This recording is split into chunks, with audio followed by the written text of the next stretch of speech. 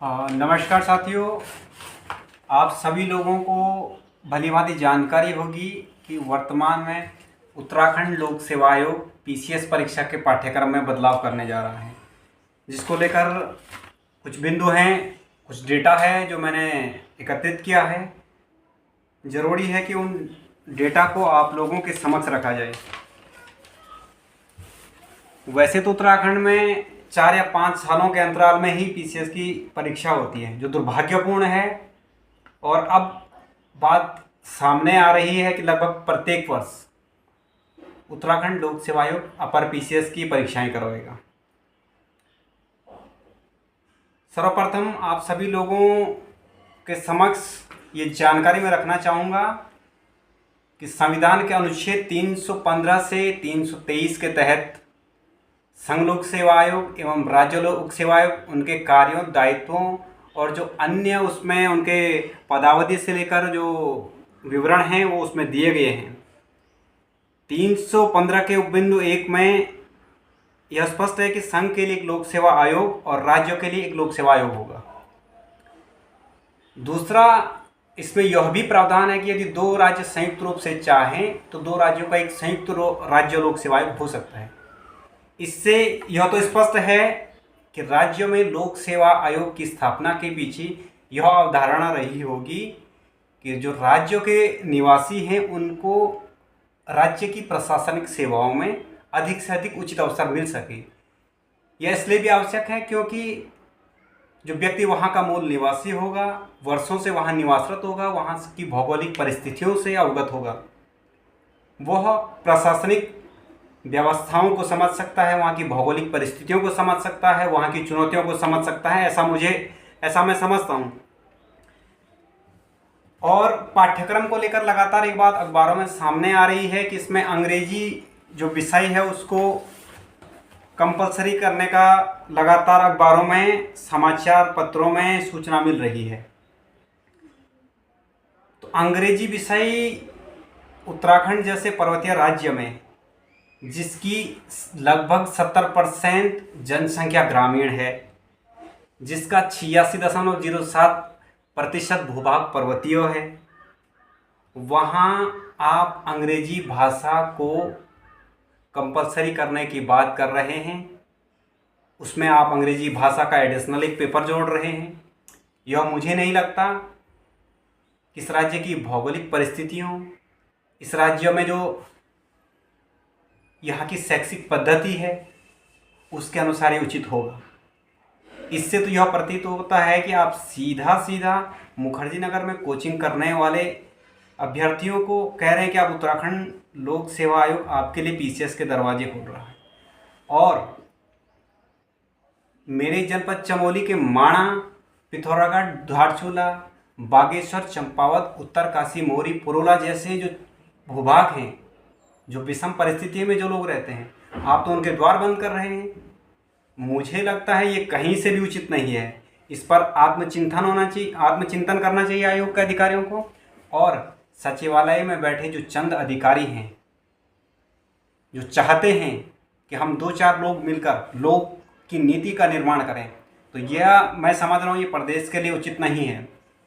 इसलिए प्रदेश के सभी 70 विधायकों से मेरा विशेष अनुरोध है कि आप इसमें हस्तक्षेप करें, क्योंकि पीसीएस की परीक्षा ये सिर्फ परीक्षा मात्र नहीं है।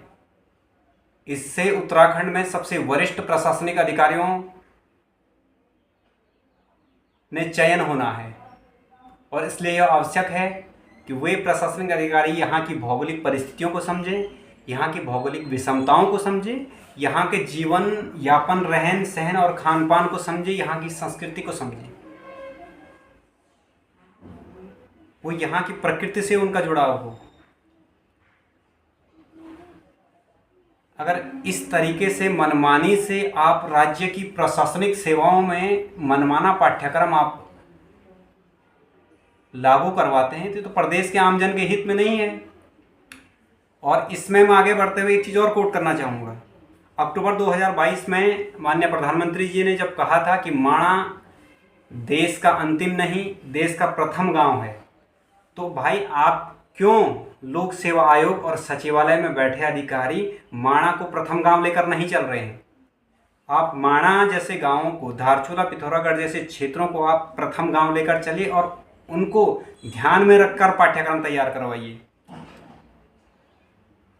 आज जब देश में नई शिक्षा नीति आ रही है जिसमें क्षेत्रीय भाषाओं में बच्चों को शिक्षा देने की बात हो रही है, माननीय सर्वोच्च न्यायालय सभी न्यायालयों में हिंदी भाषा में केसों की सुनवाई के आदेश जारी करते हैं और आप उत्तराखंड लोक सेवा आयोग में अंग्रेजी भाषा को अनिवार्य करने की बात कर रहे हैं। क्या आप यहाँ के युवाओं को मानसिक रूप से गुलाम करना चाहते हैं? गांधी जी ने कहा था कि अंग्रेजी भाषा सीखने में हिंदी भाषियों को अपनी दोगुनी से तिगुनी ऊर्जा व्यर्थ करनी पड़ती है। हम अपनी ऊर्जा उस भाषा को सीखने में क्यों व्यर्थ करें?